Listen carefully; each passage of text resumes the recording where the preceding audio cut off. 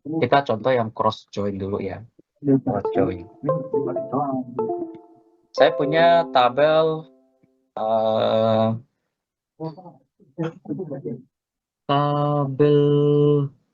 lost time misalnya, red lost time di sini ya, running. Saya punya 40 row data sebelah kiri bawah, ini kursor saya. Saya punya 40 row data. Kemudian saya punya tabel material aja, material ya. Tabel material. Select bintang from, lupa.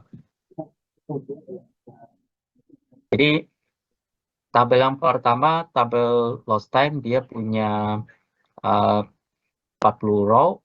Tabel yang kedua adalah tabel material, dia punya 20 row. 20 row. Supaya nggak terlalu banyak, saya ambil kolom-kolom tertentu aja ya. Lost time, kode,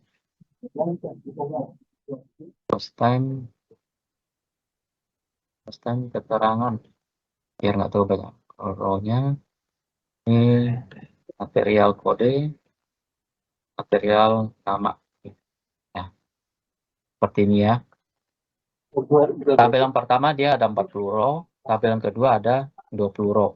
Nah, kalau saya punya kepentingan menggunakan cross join, hasilnya adalah nanti di tabel pertama itu 40, tabel kedua itu 20, jumlah row datanya adalah 40 kali 20. Karena dari row pertamanya kolom di tabel A, row pertama tabel A akan dipasangkan dengan 20 row di tabel B.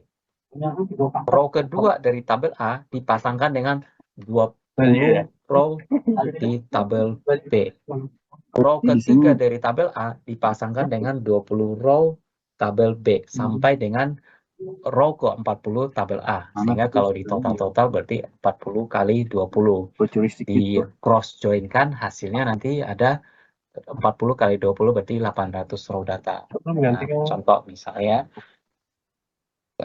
select misal, kemudian kita sekalian sebutkan namanya di sini misalnya from last time cross join dengan material. Kalau cross join kita tidak perlu pakai on, tidak perlu mencari tabel kolom penghubungnya. Jadi cukup di bikin cross join. Nah, jadi hasil akhirnya ada 800 row data. Nah, kemudian ketika kita melakukan join antar tabel, sebaiknya kita membuat alias supaya gampang mengenalin ini punya siapa.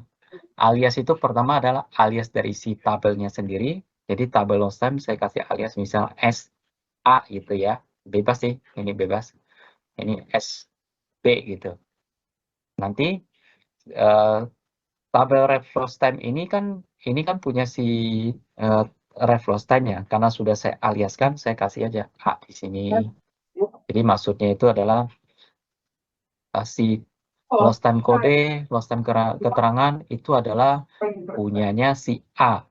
A itu adalah alias dari ref lost time. Dengan kata lain, lost time kode, lost time keterangan adalah kolom miliknya ref lost time. Gitu. Sama halnya dengan ini, kita kasih B misalnya gini ya.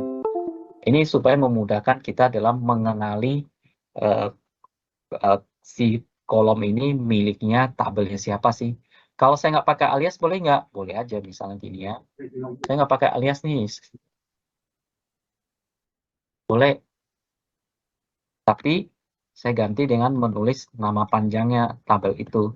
Tapi kepanjangan nanti. Sehingga itu yang bikin boros. Makanya sebaiknya dialiaskan. Ini yang atas dengan bawah punya makna yang sama di sini. Punya makna yang sama.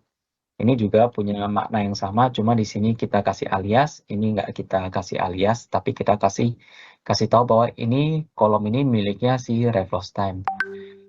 Ini akan sangat bermanfaat kalau misalnya tabel-tabel yang kita joinkan memiliki nama kolom yang sama.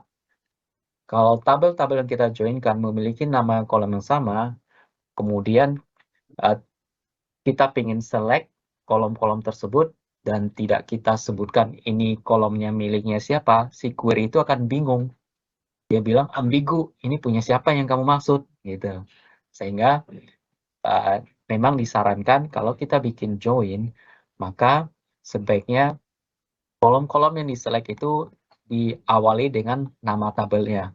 Kalau kepanjangan, maka kita bisa singkat menggunakan aliasnya gitu. Misalnya ini aliasnya kan, ini alias dari si reflow stem, sehingga jadi lebih pendek. Kalau kita running, hasilnya sama gitu. Ini ada 800 row, ini juga 800 row, ini 800 row. Jadi ini cross join. Nah,